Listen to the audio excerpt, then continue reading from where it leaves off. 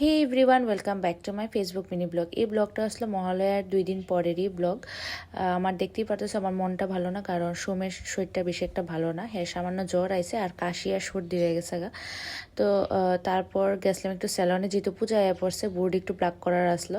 তো অনেকটাই ভিড় আসলো, যেহেতু পূজা সিজন চলতে আছে, অনেকক্ষণ বইয়া থেকে তারপর প্লাক করায় আইসি আর কি। আমার বাড়ির পাশেই নতুন এসে পার্লারটা। তারপর সময় নিয়ে গেছিলাম একটু ডাক্তারের কাছে, ডাক্তার চেক আপ করার লেগে। কারণ যেই ডাক্তার আমরা দেখাই তাইনে স্টেশনে আসলো না, তো আরেকটা ডাক্তার দেখাইছি, তাইনেও খুব ভালোভাবে ট্রিট করছে। তো এবার কই সোমের কি হয়েছে, সোমের অ্যাকচুয়ালি বুকের মধ্যে অনেকটাই কফ হয়ে গেছে গা, কফ সর্দি আর কাশিটাও বাইরে গেছে গা। তো সেটাই চেক আপ করার লেগে আসলাম, যেহেতু পূজা হইতেছে, ডাক্তার যদি আবার স্টেশনে না থাকে লেগে আগে দেখাই নিছি। তাইনে কইছে যে টেনশনের কোনো কারণ নেই, ওষুধ দিছে, কাশির ওষুধ ইডি খাইলে কমে যাবো গা। তো সেটাই মনটা একটু শান্তি হয়েছে আর কি।